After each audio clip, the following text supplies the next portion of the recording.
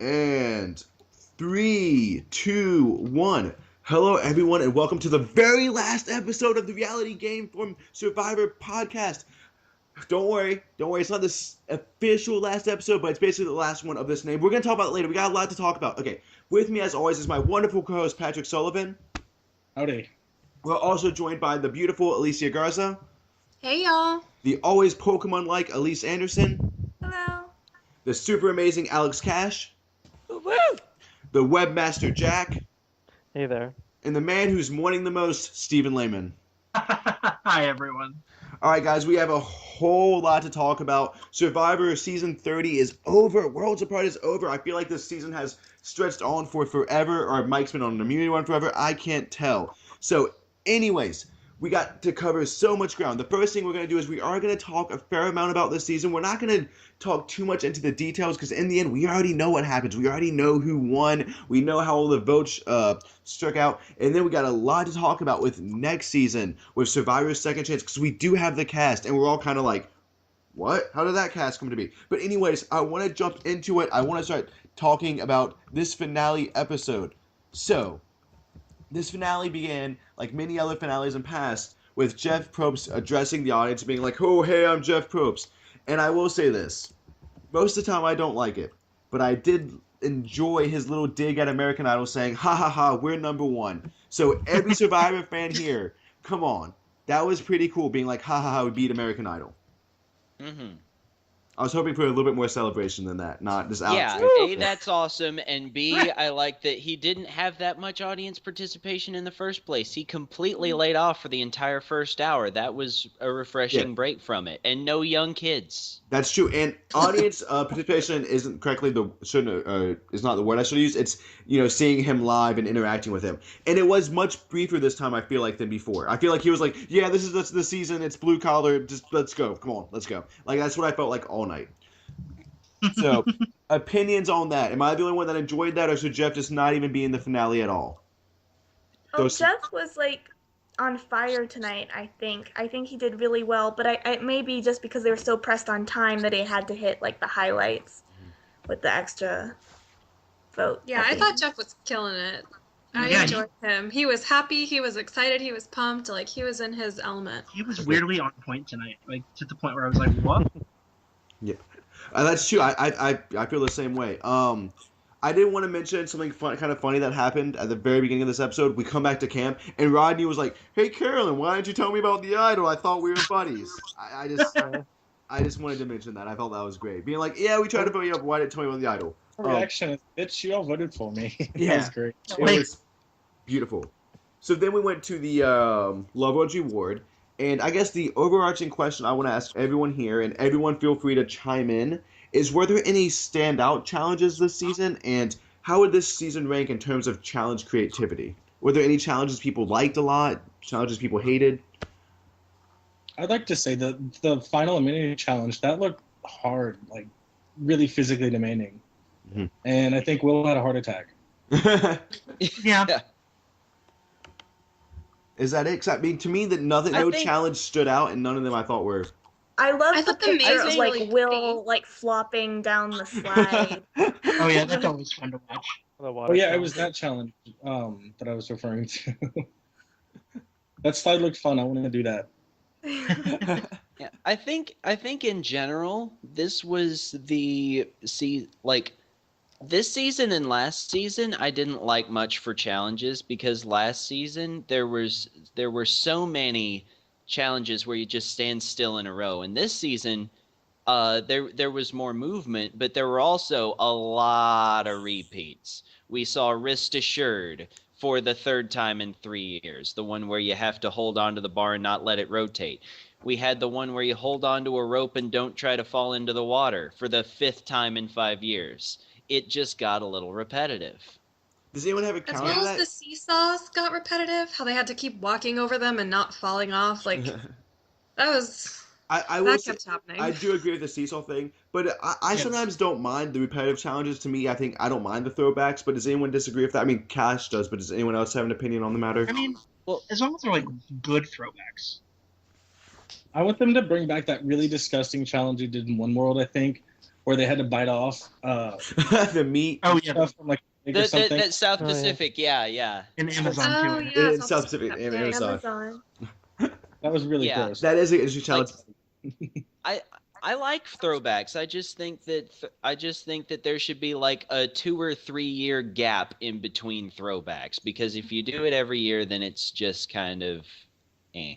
Okay. I'm just happy that you didn't do like shuffleboard or whatever, especially shuffleboard where Jeff Probst doesn't even show up. So, Oh my God. Well, there was shuffleboard this episode, and it was awesome. Oh, 'Cause that's they had true. a frying Yeah, they had to pan. slide the tiles. Yeah, but that was like a It small. was like beginners Yeah, shuffleboard. it wasn't like the whole challenge of shuffleboard, and it wasn't like Jeff was like, "Okay, I'm taking the day off. You guys build the shuffleboard table yourself, design. You know what? Just pick who wins. Yeah. Just pick who wins." One of them was bocce ball too. He was just like, "Hey guys, have fun with bocce ball." Like, I gotta go do this thing. That wasn't as Yeah. bad as the tree golf though, with the bolos. Mhm. Like I played that in my dorm room. yeah, I played that in my backyard. I played at the beach. Like, Okay, so the next thing about the challenge was, okay, we had the loved ones reward, but personally, I actually don't necessarily like the loved ones to come in this late in the game. I don't know why. I feel like the loved ones are better off at Final 6 or Final 7. Do Yeah, you I guys think it thought makes about more dramatic? Jack? Yeah, I mean, I like it, as you said, when it comes a little bit earlier, like around 7 or 8, because I completely forgotten about it at this point. I think there's just so much in the finale that it sucks to cram all the loved one stuff into just the 2 hours, where if they had it earlier in the season where there's maybe not as much going on, then I that's was- better. I was- Small I was moments gonna of the episode. Go ahead, oh Patrick. yeah, I was gonna say now that they don't do rites of passage anymore, they Mhm. might need something to fill up more airtime. So maybe having the loved ones in the finale does that. All right, just bring back Rites of Passage. Oh yeah, that's Yeah. another option. But that You know, yeah, just bring back Right. Big Small every time.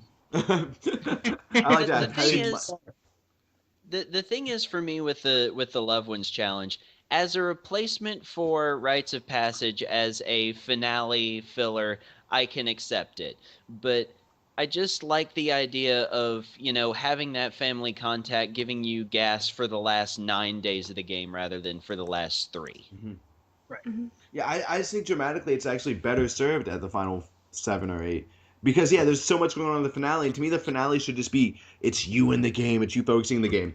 Now, I will say this, I do think they actually modified the Loved Ones challenge a little bit better this game, because they had it so not only did you win the Loved Ones reward, you also won an advantage at the immunity challenge, because too many times, and Steven, you can correct me on this, until tonight, I don't think any player who has won the Loved Ones challenge has won the game, besides Mike.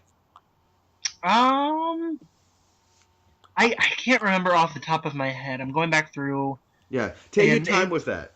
'Cause I don't think that's ever happened. Because to me, it's such a huge disadvantage when the wins the Loved Ones challenge, because you have to go out Also- and pick who comes and joins you, and that Right. destroys you your didn't have game. the disadvantage Yeah. of having to make any sort of choice. It was just like, hey, like Jeff was just like, hey, here's your mom, like enjoy. Exactly. There was no Right. dilemma. There was no, He didn't have to trade-off. pick anyone to go with him. It wasn't that thing where, with Don, where it was like, okay, Don, pick someone you really like, pick who your best friend. Oh, now you both don't get loved ones. Aren't I a stinker? Ha ha ha. Like, I'm really glad that they got rid of that option, because to me that was just a completely unfair way. And it's like, what's the point of having a loved ones challenge if you don't want to win it as a player because it's just going to screw you later? Right. Sort of like the I card- also enjoy in when the Elise- loved ones do the challenge with the survivor. Oh yeah, that's always fun. So See, I don't I care have- about that. Go ahead, Alex. I have the result from Survivor Wiki. The winner of the Loved Ones challenge has not won the game since Thailand. Okay. So it was Thailand, and then it was tonight. That's it. Yeah. Wow. That's Oh, and Tina also Worlds won apart. the Tina won it in Australia. AOL chat challenge back in Outback, but so that's 3 out of 30. Not a good hit rate. yeah. Especially because at that point you're down to like the final 6 or 7. You would think statistically it would be a little bit higher than that. I think it would be like 5 or 6 at least. So, but they did fix that a little bit, so that was nice to not see the loved one or whatever. And come on, it was cute having Mike's mom guide him through the maze and all that shit. Yeah. Okay. Now, The other thing we want to talk about is winning an immunity advantage too powerful at this point in the game? Not I think so necessarily. late in the game with this. Yeah, it's been late. Yeah. Steven, you said no, and Jack, I think you said yes. So, Yes. okay. Well, I why do was you think just- that, Jack? Well, I remember Cochrane won that immunity advantage like super late in the game. I just think at that point it should be like everyone should be on an even playing field. Hold on. I can hear you, Jack. Can you hear him, Alicia? He's very soft. Okay. He's like talking very softly. Okay, well, I think just winning an immunity advantage super late in the game is unfair when it should be everyone should be on an even playing field, and just giving someone an advantage when it's so close to winning the game is, I don't know, it's kind of cheap. I do kind of agree with that because I think Malcolm's the only person to ever win the advantage and not win the game. Yeah. Steven. Well, I was just gonna say that's sort of my line of thought is that it depends on the type of challenge too. If you're giving it in a challenge like the one Malcolm was in, where they had to hold the ball through the thing, in that instance, giving you a second life is not going to really help because you're either going to be good at it or not. But I think if it's a challenge like a race and you start with stuff already, then that is unfair. Yeah. Well, it was like Kaku didn't have to like untie his bags. He Which didn't was have like to untie his bags, and they were in like really pretty good knots. Yeah. So and that was like at least probably a third of the challenge was just sitting there untying the damn thing. So he was given a Right. huge advantage. Now, Alex, did you want to say something? Yes, there is one other instance in which there was a final reward challenge directly before the final immunity challenge. But Terry got and the through person, though. Yeah, I was about to say the only instance in which I agree with a final reward is when it is a plainly not related to the actual challenge final reward, like not an advantage, when it's like something bullshit like a power meal, I believe is what they called it. yeah. Here's a Twix bar and some water. You got this shit. I do think you can sell me a power meal much more than you can sell me like, oh, there's 6 puzzle pieces, but we're giving you 4 of them. Have fun. Yeah, really. There was another great. Otis is telling you that you're talking about the advantage too much. Well, yeah, I was about to move on. Okay, so I guess Guys, next we thing. didn't even talk about the fact that they were meant to run with machetes in the reward challenge. Oh God. Like, Those were look at not how sharp things have gone machetes. wrong They did with not that look like challenge. machetes. They look like spatulas. Spatulas, yes. Well, Jeff called them machetes, and I believe everything Jeff says. And you also voted for Joe, so I don't want to hear it from you.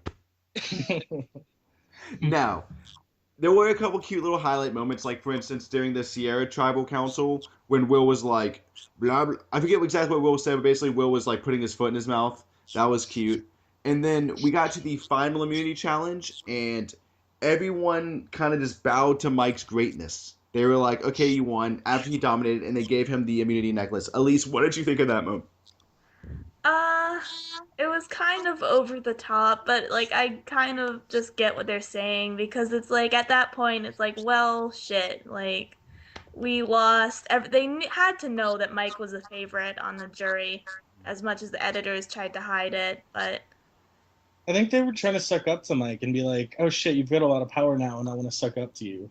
yeah, that's true. I think Will it could be a little probably bit of regretting both. saying that they weren't gonna let him I'm finals the night before. just.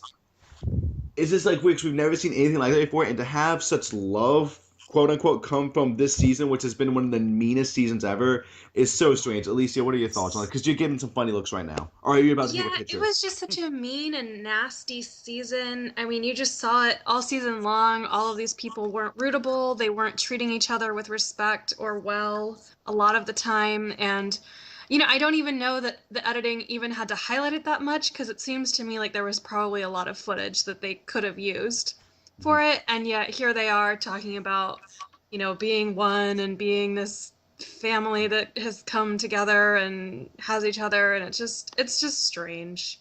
Yeah, I understand like a lot of seasons of Survivor, after the dust settles, that everyone kind of gets over their beef and comes together, but this season in particular, it just doesn't make sense to me. But Yeah, I mean, it felt weird. Like I don't mind that it happened, and I guess In a way, I did enjoy it.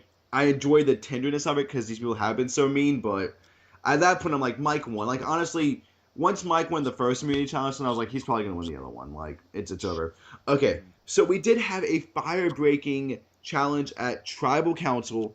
And Jeff Probst gave them Flint when they messed up, which I did not like. I didn't like that Jeff Probst gave out Flint. Anyone else have thoughts on that? Patrick, should Jeff Probst give out Flint if you mess it up? Oh, you mean extra Flint? Yeah, extra Flint.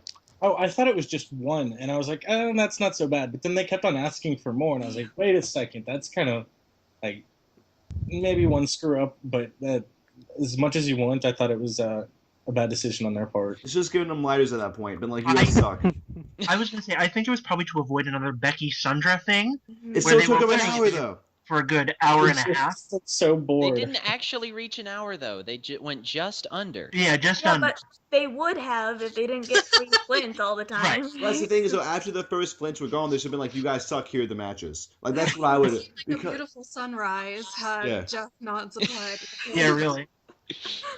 Okay. Which, I mean, hey, might not have been bad, but now you saw the excitement drain out of the jurors' faces pretty quickly there. Yeah, if I'm on the jury and they're like fire-breaking songs, I'm like, oh my god, we're gonna be here all night. Jesus Christ. It's like I was gonna try to, hook up with that one girl or have a beer, and now I have to sit here and watch you make fire.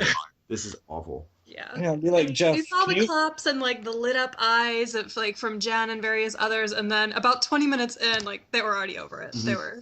I would be over it too, because they're literally just sitting there watching them make fires. And not being able to speak. Mm-hmm. Jack, what are your thoughts? Although Shireen did pop in at one point, and she said, like, I think my favorite thing that she said all season, which was just like, oh shit, they both have fire. Right. She get shushed for that? Possibly. Jack, what did you think of that? I mean, at the beginning of it, I thought it was really funny because Rodney was so confident that he was going to make the finals, and they kept talking about how Rodney does nothing at camp, and then it's like, now you have to make a fire, and he's just like, shit. Yeah, Rodney was like, oh god. I will say this, I was even a little kind of upset that Mike even bothered to take Carolyn, which now in retrospect, we do know that Rodney would have gotten more votes than Carolyn, but it's still like this whole idea of, I want to take the person that's correct. It's like, shut up. Did you learn nothing from Wu? So that's just something that's always bothered me. I think, to Mike's credit, though, he was trying to maybe embody the blue-collar spirit.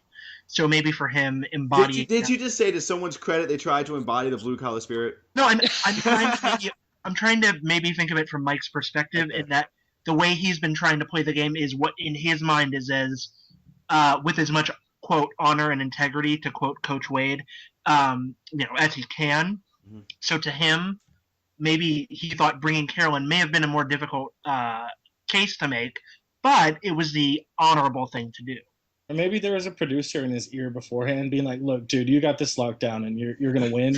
We want a white collar, a blue collar, and a no collar final council. So that's also plausible. We'll bring you the All-Stars too, if you. I think he was really feeling alone. I mean, they emphasized that this episode, but it seemed to be a common trend for quite a few, days or a week and a half or however long. And I think just to have that person in Carolyn that reached out and connected with him on a human level, I think he might have even appreciated that so much that he didn't want to turn his back on her after that, like he had been turned on. And that's, I can kind of see that too. And I mean, I think he probably knew that he had an advantage going in either way. But I just still hate the whole, like, I want to take who's best. Like, I'm just like, shut up. Stop doing that. I mean, I think it's refreshing when we get a different point of view, but, Really, was it refreshing last season when Wu picked? Well, no, because that's the thing. When you have a final two, but I think in a final three scenario, it's a bit more admirable.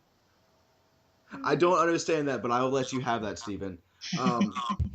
I do want to make a quick little aside note about Rodney. So throughout this whole experience, Rodney's been whiny, irrational, not been given the best edit. However, I don't know how many of y'all follow him on social media. He actually seems really laid back and nice. And I feel like part of it is the whole muscle-bound guy not getting any food going crazy. And in those moments when he's on the islands, he really is a bad person. But then when you see all of his exit stuff, you're like, okay, he doesn't seem that bad. And I was wondering if any of you guys else followed Rodney, or if there was any other contestants that you're like, hey, they're actually probably really different off of the island this season in particular? Not for this season, and I don't follow Rodney, but I sort of see that same line of thought now. Mhm. In that Rodney really was sort of, I guess, lumped in almost with Will and Dan in that category of sexist guys, and I think Rodney at least has shown that he's hopefully somewhat different off the island. So I'm in that camp as well, Colin. Yeah. Like, I don't think he's, like, amazing or anything, but... No. And the fact that he continues to make fun of himself, though, at least shows that, unlike Dan, he's not bitter about the experience. He's Right, kind of and like, he's got a sense of humor. yeah, he's like, yeah, I said those things. I was a jerk, you know. So I think that's really refreshing, especially in a season like this when it's been so ugly, even post game. Okay. All right, I've been doing a lot of talking. I'm burning through this like Jeff Probst burned through that reunion. Now, I am going to ask. Carolyn burned through that rope. Like Carolyn burned through that rope. I am going to say something real quick, and then I'm going to ask everyone to name their favorite jury speech of tonight. So go ahead and start thinking about that. Now, in my Survivor Infinite Wisdom, I've discovered that every season there is always 2 jury speeches. The first one is there's always this really bitter rant. This could be from the horse lady last season. What was her name? Trish? I'm sorry, yeah, Trish from Cagayan. And then also in Cagayan, we had Spencer give the "this person should win" speech. Last season, we had Jeremy giving the "this person should win" speech, and then the really bitter speech from Reed. And I think this is a trend that continues on and on and on, where you have one person preach to the jury, and then you have one person just be extremely bitter. And this season, we did see that. We saw Dan be pretty bitter, and we saw Jen speech to the jury. But with that being said, Alex, what was your favorite jury speech you saw tonight? I would say my favorite jury speech, like there wasn't a lot of memorable material there, so I have to go with Shireen. As soon as she started with the animal comparisons, I'm like, oh, more copying from the greats. But she actually put her own spin on it, and she wasn't too mean about it. Mm-hmm. And so I appreciated that. So Shireen gets my vote there. That's a very fair vote, and I think that's a vote we're going to see a lot tonight. Jack, what do you think? In general, I thought a lot of them were pretty poor. They would either address just one person or say something really bland. Like Joe was like, "You need to do this in tribal council." Like, do you think they not realize that? You need to tell me why you deserve $1 million at this final tribal council. Yeah, so I'm gonna pick Jen. Okay. I think she tried to put some sense into all these bitter jurors, and she was expressing the emotions that I was feeling. So Jen is your spirit animal. Steven, what do you think? I'm gonna go with Shireen. Okay. Because I'm sort of with Alex in that. I love her to begin with, but with the animal comparisons, that sort of helped. And and it's obviously not going to be any snakes and rats because nothing can top that. But it was a fun speech compared to what everyone else gave, I think. Okay, Elise. 2 words: dead fish. When she got to that, I just lost it. I thought it was great. That was great, Alicia. Even though you look like a deer caught in headlights right now. I just thought I'm racking my brain because when you said it, I immediately thought, wow, none of them. Because I thought this was a pretty shit-tastic FTC speech event. But then I remembered Jen's impassioned plea to the jurors, and I thought if anyone was to be picked, it would be her. Okay. And then Patrick? Hands down, Shireen. At least nailed it with dead fish. That was a pretty accurate description of everything, and she quoted Sue, and like you said, put her own spin on the thing, and yeah, definitely that. But there was another point. Did they edit out an opening or closing statement, or did that ever happen? I think they edited them out, and I'll get to why in a second, but I want to jump to Jack real quick. Exactly what I was going to mention. Okay, go ahead, Jack. Mm-hmm. No, I was just going to say that where was the opening and closing statement? Okay. Yeah. Now, me and Steven, I believe, talked about this on AIM. I think this FTC was really, really bad. There is no defending this one. There was nothing that good about it. We all knew Mike was going to win. However, Mike was pretty absent for most of this. And we think the reason why Mike wasn't seen so much was because Mike did a horrible, horrible job. You saw him fumble the couple questions he got, and the His editors. first question was, "I suck." Yeah. Yeah, Like, like, and that's the I thing. was just surprised when he started speaking. I was like, what in the hell are you doing, Mike? And I think they cut a lot of this FTC because that's the thing is the jurors have to ask a question to every single player, so they cut around that.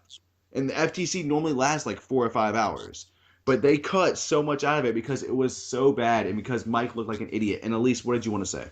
Oh, I just said that was the exact same thing. My theory in the chat was just because I think they knew Mike was going to win, but they couldn't ruin his edit that they've been building up all season by showing him being like we already saw him being terrible in Final Tribal Council. If that was the best, I can't even imagine what Yeah. he left on the cutting room floor. Like the fire making challenge is probably longer than the entire Final Tribal. I do, yeah. They Yeah. But they burned showed through us, Yeah. They burned through that Final Tribal Council much like I'm burning through this episode and much like Jeff Probst burned through the reunion. So anyways, Mike wins 6-1-1, and Alicia is here, and she did tie with our winner pick. Woo! And, Look at these Yeah. bitches. and guess what? They got so much flack for Will. You did, because Will's awful. And But he got a vote. Here's the thing. Give me your address so I can mail you a whole bunch of ants. Yeah. That's the prize. Tempting. I'm going to mail ants to Elise later, so, I mean, it's going to I happen. want pizza. I don't want ants. I'm mailing you ants. And Billy Garcia also... Some fire ants, so they spread up north to Maine. That's what my plan was, be fire ants. And Billy Garcia, who can't be with us, also picked Carolyn, so he tied, and I think I give him a bunch of money or something. So... Yeah. We get ants, he gets money. Yep. Yeah. Okay. Seems fair. So, Mike as a winner. In all fairness, I'm probably going to have him as a mid-tier to lower tier winner. Who agrees with me or disagrees with me on that? Because that's kind of where I'm placing him. Okay, Elise, you're the first one with the hands up. I think he's kind of low on the winner rankings, but I don't like when it comes to this season, I'm glad he won because everyone like by the end of it, I was like Mike or Carolyn has to win or else the season's just completely awful. So I think he's a low winner, but I'm happy he won, sort of thing. And I think a lot of us will share that sentiment. Steven, what do you want to say? I was gonna say that I'm sort of with you on that, Colin. I really liked Mike as a winner, but I'm sort of with you in agreement that he, for me, is a mid-tier to lower-tier winner in terms of like strategy. In terms of people I like that one, I'd put him probably in the upper tier though. Okay, that's a fair assessment. Did you like him even though right off the bat he was like Jeff was like, so how did you outwin all player last? Mike was like, 'cause Jesus. I actually loved the Jesus thing. I'm a sucker for that. All right. So I didn't mind it. Okay, that's fair. Okay, now when it comes to would Carolyn have made a better winner though? Would Carolyn's story have been better? Because Mike's story is that he talked a lot, got himself in the minority, and won a bunch of immunity challenges and had an idol. Carolyn's would have been she, deceived and all that good stuff and played a solid game. Would she have been a better winner than Mike had she won? Here's my thing is that I think Mike is a pretty shit winner, just because he would have been voted out anytime he was vulnerable. Mm-hmm. But he was safe for 7 tribal councils. He had shit social game. All he did was win challenges. Mm-hmm. Whereas Carolyn, she kind of she was this teammate. She didn't make any waves. She was calling shots, but was still vulnerable. Mm-hmm. So I do think her story is more interesting, and I wish they would have edited her in a little bit more in the middle because she kind of disappeared.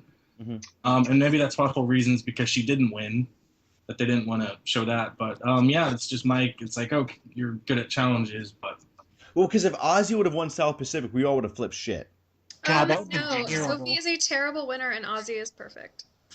Okay, so for someone that matters, Jack, were you about to say something? No. Okay. I mean, I think Mike was a pretty good winner. I liked rooting. He was a good underdog in a season where you didn't like anyone. Basically. So. Well, this is a poor man's Vanuatu.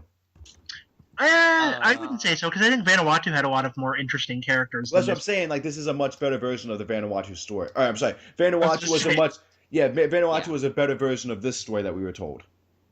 Yeah. Didn't Jeff Probst say this was one of his favorite seasons? Yeah, that's because he likes Yeah. Mike, because Mike is a blue collar worker, even though Probst makes like $7 million a year. An alpha male. So, Yeah, I was gonna I try mean, and ask Probst also why- hyped Caramoan. That's all I have to say about Oh that. yeah, true. Yeah. Probst also, and he considers Redemption Island a classic. so Yeah. The one thing that I want to say about Mike's win is that entertainment value, top half, strategic acumen, bottom half. But I love that he said that when he found that idol, he said that he was his strategy was to vote Joe out and then go on an immunity run. And as soon as Joe went home, he went on an immunity run.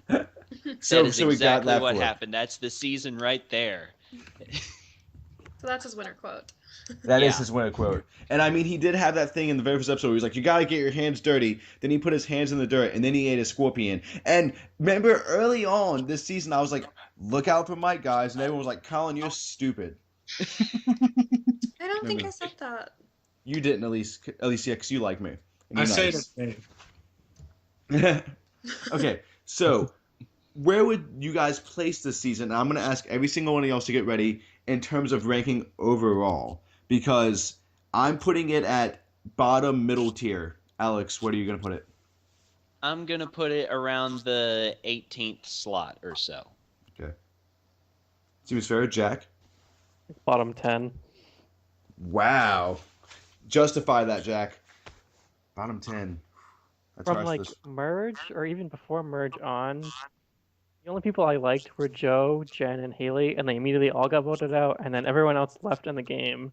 It was just like, I don't like any of these people. And it is very fair to criticize the strategy of the season, because this is the super fan season and everyone was so good, and the person who won was the one that won the immunities. So that's a fair comment. Steven, where would you rank this season? I don't know if I'm gonna get flack for this, but honestly, I'm really racking my brain right now. I'm putting it bottom 4. Damn. Elise. For me, Okay. it's only. Oh, sorry. I was gonna say for me, it's only above Caramoan, Cook Islands, and Redemption Island. All right. I Elise. did not enjoy it. Yeah, I have to say bottom 10 just because I felt like some seasons they say, oh, it's so bad, but you at least have fun watching it. Here, there were some moments, but it was just, you get an overall negative taste in your mouth after that season. And I just don't like all the negativity that we left it with. And I think it's a very fair assessment. Alicia. Yeah, I'm gonna go with one of the most, I guess, bottom seasons that I've ever watched, simply because I sit here and I think, would I want to rewatch this season? And I think the answer for me is no.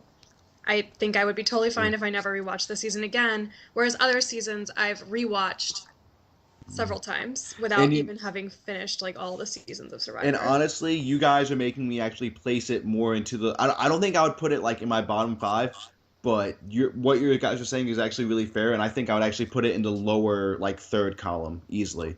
Same, Patrick. same. Yeah. I think a lot of this for me would be avoided if I didn't have Probst preseason hailing this as like one of his favorite casts. We're gonna ever. get Oh to my that. god. We're going to get to that. Patrick. The only thing the season really had going for it was I like the 3-tribe dynamic, which makes it kind of less of like a pagonging at the merge or whatever, which those seasons are awful. There was still a pagonging, though. It was all the no-callers first. I mean, Might as it- well. That's true. Minus It, one. Minus it, the season was such a tease in every episode where we thought, oh, is it going to happen? Is something going to change? And then it doesn't. And I got a little bit more excited towards the end, I suppose. But the cast was terrible. I mean, there's so many unlikable people. Dan. Enough said. Dan. Oh, we're going to get to Dan, too, about when we get to the reunion. So, this season, simply put, was not that good. And I think, Steven, you kind of hit the nail on the head.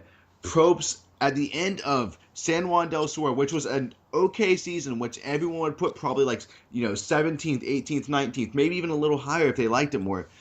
Probst was like, no, that shit doesn't matter. That stuff's stupid. Natalie's awful, and she's ugly, and she's fat. Next season is the good one. Next season's the one that's going to be great. No, don't even think about San Juan del Sur. Pound for pound, this is the best season ever. This is and then you have people like Max Dawson going, this is the craziest game of Survivor ever.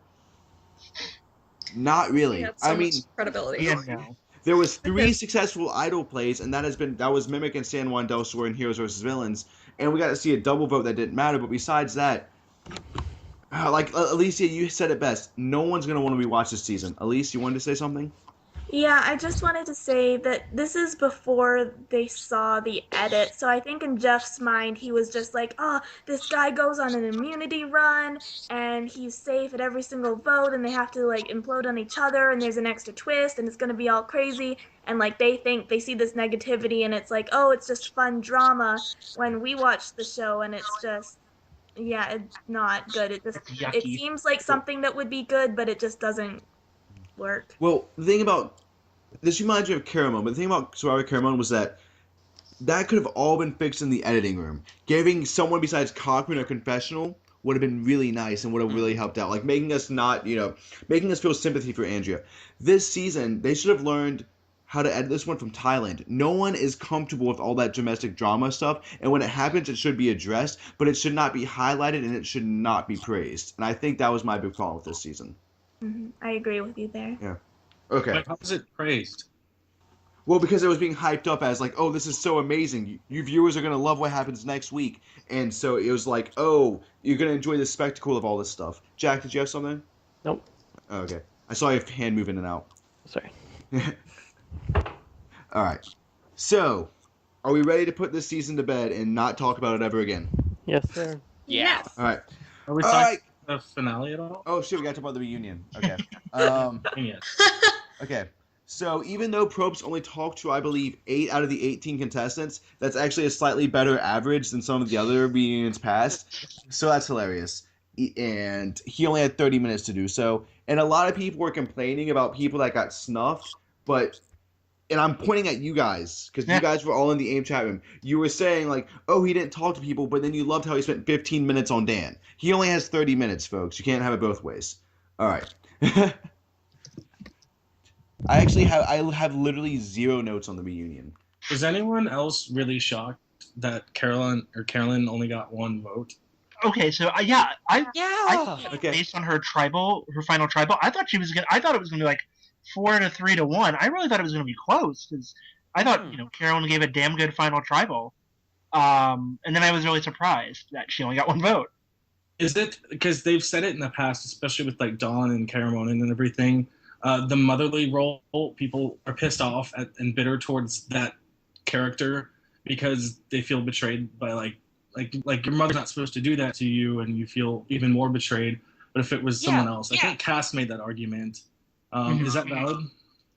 I think it is, and the thing that blew my mind about it, that like, because if Carolyn had gotten an edit like those other people, then I would have seen that coming. But the thing is that after having Monica Culpepper and Dawn and Missy Payne, you have like everything about people talking about her social game. It all pointed towards her breaking that trend. And then as soon as the first person asks her about it at Final Tribal Council, I'm like, she didn't break the trend at all. What the hell, editors? Yeah. I guess people feel like more remorse or like more bitterness towards someone they see as like a mother figure actually be manipulative and put them out. Like, I guess Tyler, he must have been pretty bitter because they were really close there. Yeah. Yeah, I guess, because Tyler didn't even vote for her. That's actually a good point. I didn't realize that until just now, that Tyler didn't even vote for her. I would have thought Tyler would have respected Carolyn's or strategic game over Mike's physical game and voted for her. Me too. I just wanted to say, when we see the edit for the mother, often it comes off as them being like the bad guy or always crying all the time, like as it's shown. And Carolyn wasn't like that, but I think that may have to do with just there was so much awful this season. Like we had Dan, we had Will, we had Rodney, that like we didn't need another person like off crying all the time. I think that just would have been too much. So while other seasons that's like the only drama to focus on, here it was just unnecessarily. Yeah, it would have been like, gosh, guys, get it together. Everyone's a mess. Even more so than they already were.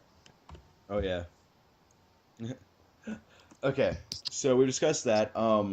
let's go ahead and let's talk about the reunion. And honestly, I feel like besides it was So cute that they funny. gave Rodney a That was birthday cute. cake, and not counting the second chance stuff, there's really only one big thing to talk about, and that is the Dan Shireen kind of dynamic.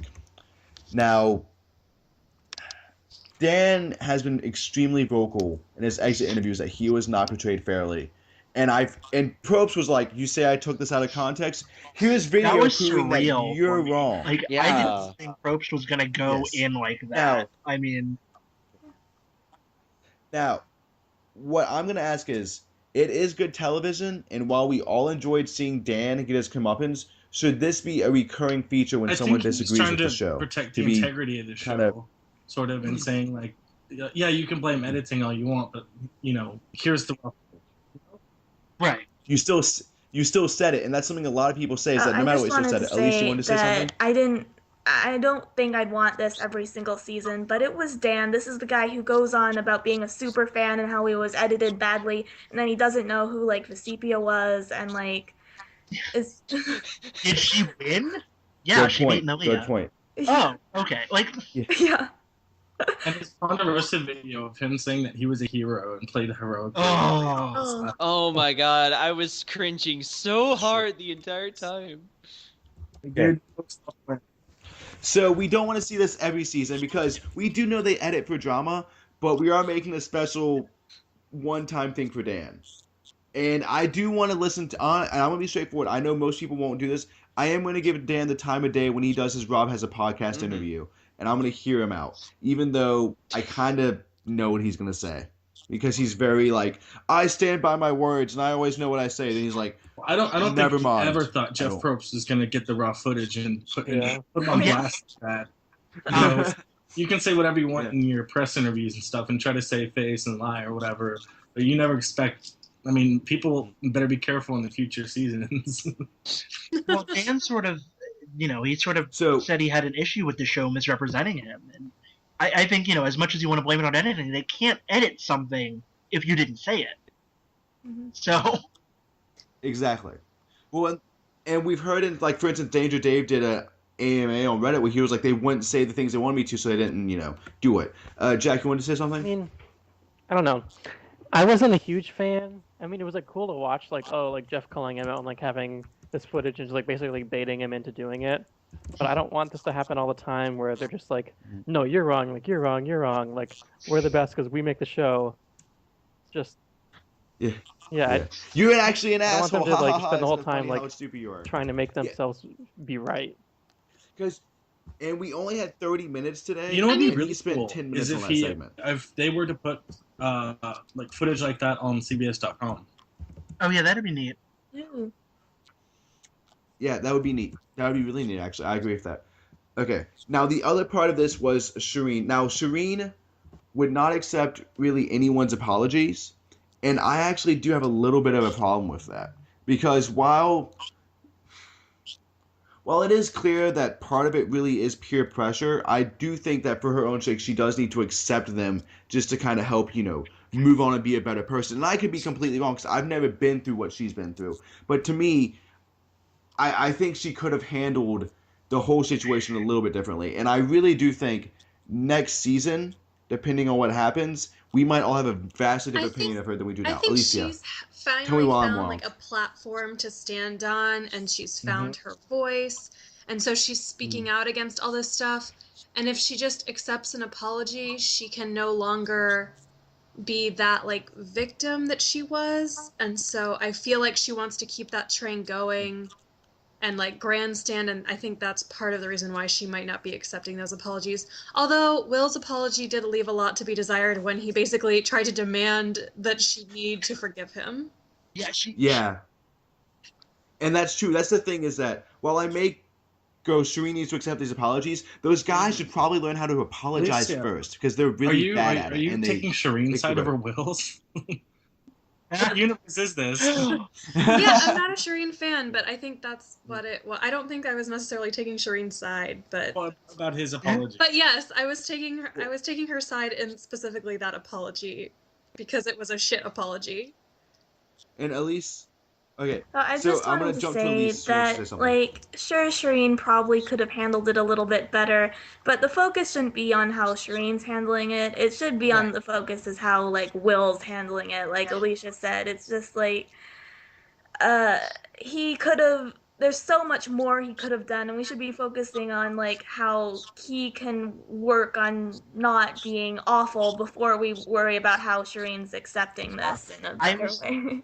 I, And that is very true and fair. And I just want to say, if Shireen wants to use this as a platform to raise, awareness on domestic violence, I actually think that's a damn good, thing to I, do. And I hope she's more I was successful just in gonna that say real endeavor. quick on the Will Shireen Okay, thing. I Steven? think my biggest problem from it stemmed from Will quite literally saying to her, "You have to forgive me at some point so you can move on."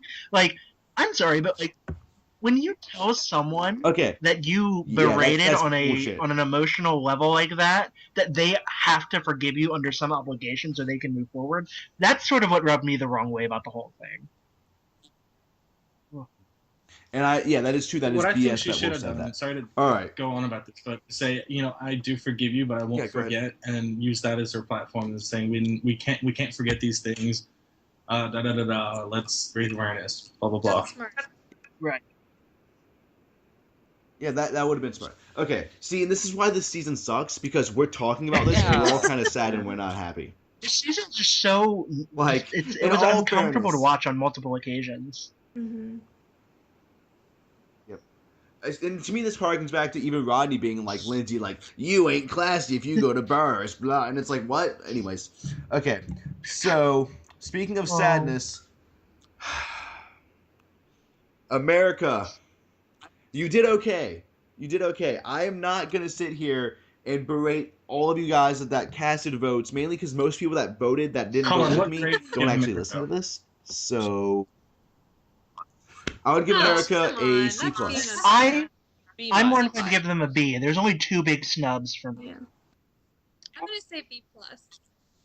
Well, I also blame them for for a bunch I of feel like elections they and got stuff the multiple too. choice all right, but they missed like the big essay question at the end. Oh, that's a really good analogy.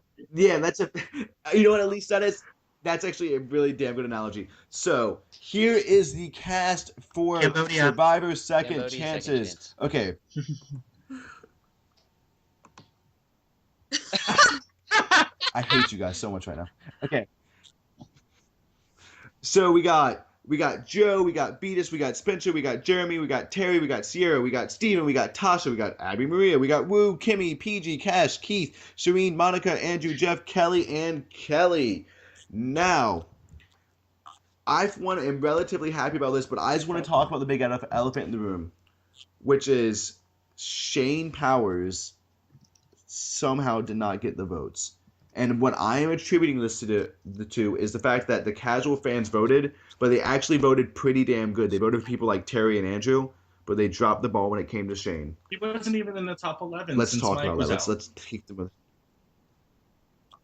Well, do we know that Mike would So- have finished in the top 10 though? We don't have that official. Yeah, after Mike So we won, he have it said. super Oh, Jeff official. did. Oh, Since Mike was in the top 10, that opens a spot for someone else. Right. oh, that's so sad.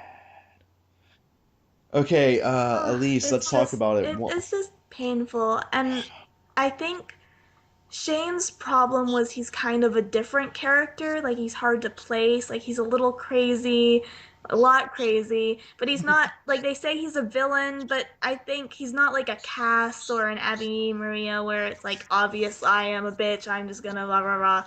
So, and he's not like a hero, like, oh, I'm Andrew Savage, I'm gonna bring all of everyone together on my tribe. So I think he was just not recent enough, and he just isn't a easily like typecasted character. That is just a traffic.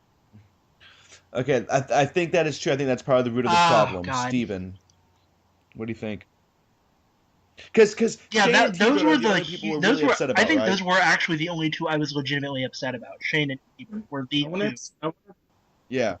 Yeah, and I feel the same way. And I like Jim and I like Max a lot, but like Probst kept saying, like, hey, just because you're not on now does not mean you'll come on later. And I said this before this episode I don't started. think Shane's Shane's coming not coming back. I highly doubt Shane's coming back. we're gonna see the first chance Max is coming back on. The first chance Natalie Tenorelli gets back, which could be 2 seasons from now when they do second chances too. She's gonna come back. No one cares. But I think we have more Shane. And T-Bird might die because she's kind of old. I'm worried. I'm sorry, Steven, you broke up a little bit. Moving on. Oh no, he's all choppy. Okay. Yeah, moving on. Okay, Jack, your thoughts on the whole T-Bird Shane I was thing? surprised that both of them didn't make it because there were a few people that did. I was like, oh, these people could easily have been swapped out, or I'm surprised this person got more votes than T-Bird, or this person got more votes than Shane. But I don't know. I don't know if it's just a lack of them campaigning, or if they were too, because it can't be like, oh, they were too far along, like way in the past, because people like Kimmy and Jeff and Kelly Wigglesworth made it. So I'm not entirely sure like what happened where these people made it, but Shane and T-Bird did not. Yeah. Much like Mitt Romney in 2012, they need to do a little autopsy and figure out why they lost. Here's one thing, though, to notice that a lot of the older players had a huge voting or a huge audience. I mean, that show was pulling in. Yeah, that was what I was gonna say. Like 50 million people in Australia, back, and so there must be like the nostalgia factor and a lot of that going on with some of the other people that got in from the earlier seasons. Yeah. So who are we surprised to see on? Because I'm actually a little surprised to see Keith on because he did not campaign Given at all. the voters of CBS.com, I was not surprised Keith made it on. They stuck to the plan. Who were you surprised? I think who would I say surprised me the most? I think for me the biggest surprises, pleasantly at least, was Monica Padilla. I really did not think she was getting on. Same. I was just a fan of her because I thought she had a lot of spunk in her original season in Samoa. So, and I've always wanted to see her back. So to see her back is pretty weird for me because I never thought she'd return. I was also pleasantly surprised that Kimmy made it in. I thought Kimmy was on the bubble. So I'm pleasantly surprised on Kimmy, and I'm pleasantly surprised on Jeff Varner. Yeah. I would say I'm pleasantly surprised on PG because they had PG in that little thing with T-Bird, and they're like, only one of you makes it. And I was like, oh, well, it's going to be T-Bird. But it was PG, and I'm glad PG's in because PG is just adorable. Elise, did you want to add on to this? Who are you surprised or I don't think not surprised there to was see? too many big surprises. Like, I agree with you about Keith, but I can see why he made it. Like, I'm not a big Jeremy fan, but I see why he made it. Yeah, I was pleasantly surprised to see Kimmy, PG, basically everything everyone has said already. So it's not a bad cast. It just sucks to see that T-Bird and Shane didn't make it. That's just the bottom line. And that's the thing is, the more I look at this list, the more I think, all right, game on. As long as Joe doesn't win, game on. This is a pretty good cast. I was going to say also, another person who I voted for that I didn't think was getting in was Jeremy, just because I thought other people would be higher up on the list than him in terms of hierarchy. Yeah, because I mean, with San Marcos, you had Keith, and then you had Joe and Spencer, so I thought Jeremy would get lost in that new season shuffle. So I didn't mean to deviate, but he totally is. But it's going to be fun for commentary this 2 episodes. Yes. Yeah, Jeremy's going to be horrible. Like, Jeremy's not going to survive at all. Jeremy is like a guppy fish about to be cut by, like, everyone. To be fair, we thought Amber wasn't going to have a chance in hell, but... I didn't think that because I was 9 when All Stars came out. There is the recency bias as well. As I said, the nostalgia of the old people, and then the recency bias of like the Spencer, the Joe. I don't know. I guess so. I am left overall with a happy feeling about the cast, though, because I do think they're going to do this again in a couple years, which means if I play and get voted out third, the community will lift me up to play again. But I do think this is a chance, though, to start going back. And I think the fact that so many old people because remember, when this happened for Big Brother, no one that didn't play in the 2 most recent seasons got on. We had people from seasons 1, from seasons 2, from seasons 15. Like, we had a pretty I think decent it's cute mix. that you'll think so this gives me a little bit of hope to vote out third. Jeez, Patrick. Ow. Ow. I don't know why I said that hurt. Okay. So with all this being said, we have one more order of business tonight. And we got to pick our winners for Survivor Second Chances because Steven's going to look up spoilers. So we got to get this going. Oh, and if you pick who I'm going to pick, I'm going to hang up on you. Jeff Barner. And I have not told them who I'm going to pick. And we'll see what happens. Okay, let me bring up the official list. Same. So I feel. Can I just say I feel bad for Caroline? She was the biggest loser tonight. Didn't get voted back in, and I think she did say she expected to get more votes tonight. I thought she would have too. I think Carolyn expected. I thought, yeah, if I was her, I would have expected second place. Okay, so the first person, we're going with Carolyn. It's sad. Okay, the first person who gets to pick tonight Can you is post the Alex list Cash. of all the people Now, in the Alex, Skype chat? who are you? It's already up. There is. It's already It's not into showing on my Okay, screen. so Weird. Alex, who are you picking? Oh, whoever I'm gonna pick is doomed to I'll link you to doomed to go in the first 4 episodes. Oh wait, yeah, I because picked Alex, they have a Bryce. really bad history. Like, who Oh, do you yeah. want to pick? I love Bryce though. Oh, yeah. He was just too beautiful a butterfly. Okay, Alex. Okay, Alex, pick someone. Eeny, meeny, miny, mo. I gotta go with based on the pattern of Amber and Parvati and Cochrane both being like, who the hell is this person? And then they win. I'm gonna have to go with the most random choice of. You're pulling a Colin though, and that works a fair amount of All right. times. I'm gonna have to go with. I don't think enough people remember Monica. I think she has it. Okay. Are we getting hung up We got on? Monica. Is the real question. Now, and that seems not yet. I said I left a hint that it was a man. So, but I just want to let you know, Alex, I picked Woo and Dale on the fuck it, why not, and that carried me almost to victory. Keith, yeah, Keith. Okay.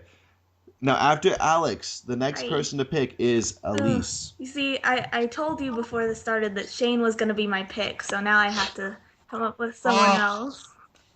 Oh So- yeah. Well, I got my finger. Let me get my finger on the hang up button. Okay. Well, I want to go with right. someone that I'll be rooting for. I'm gonna go because this is the first season that I watched of Survivor. I'm gonna go with Steven Fishback. Good pick. Ugh, Good pick. You don't was have my to hang up backup. on me Oh, now. Yeah, he was my backup Not- pick. he was like one of my 2. I'm so How did you know? scared. Yeah. How did you guys know?